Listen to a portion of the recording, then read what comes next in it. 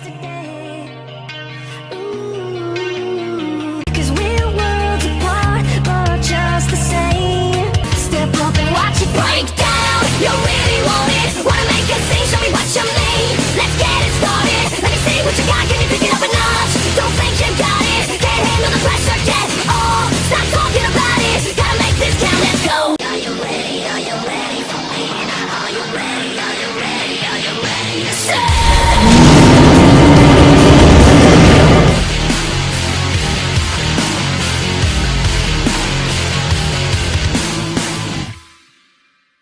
Guys, ladies and gentlemen, my name is CAW. I'm here today to talk about a little subject that I was thinking about the other day, and I came across this in one of the Spiclypeus Wikipedia articles, and it's that apparently, according to the article, that the current consensus is that Pentaceratops aquilonianus, and additionally the ceratopsine known as Ceratops montanus, are both considered to be possible synonyms to actually Spiclypeus shipiporum.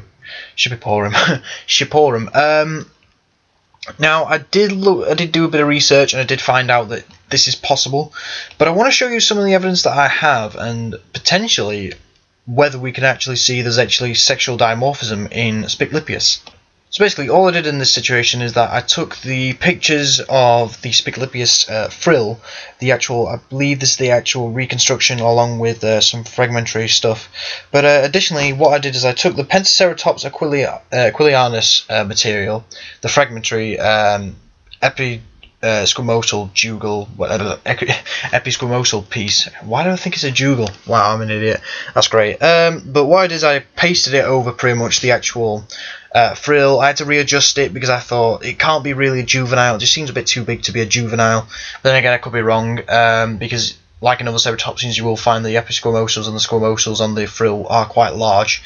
But what I found is that maybe this actual specimen actually represents something else. It actually may represent a female. It might represent a female. The Pentaceratops aquilonianus material might actually represent a female of Spiclypeus, and here's the reason why.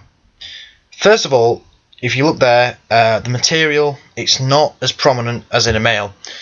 Secondly, it's around a similar size to what the male would be if the holotype material of Spiclypeus is a male. Well, I think it's the holotype. I think they might have to readdress it as a neotype or maybe a paratype.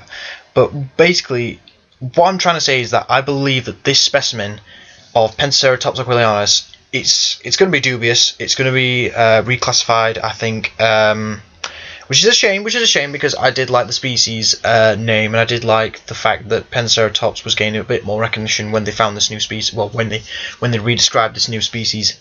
Ceratops, that was just a bit of kerfuffle basically when it was first discovered, so I'm not really bothered about that. But I'm not really going to go into that material, because the Pentaceratops aquilonianus material is really just, it's quite interesting, because basically we could show that there is some sexual dimorphism within Spiclypeus if the material is Spiclypeus, and that's really interesting in my opinion, because basically we'll get more information on the paleobiology, the actual morphology and the anatomy of this animal, and basically, you know, sexual pressures and whether they actually, you know, lived in herds of both sexes, or maybe it was like elephants, like maybe the males were solitary for a lot of their life until they met females, and then maybe the females may have actually moved in herds to protect their young. It depends, it could be, but it's a really interesting fact.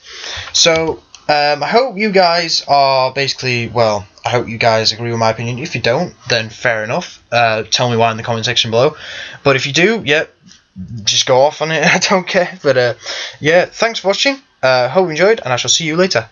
And Merry Christmas from me. Goodbye.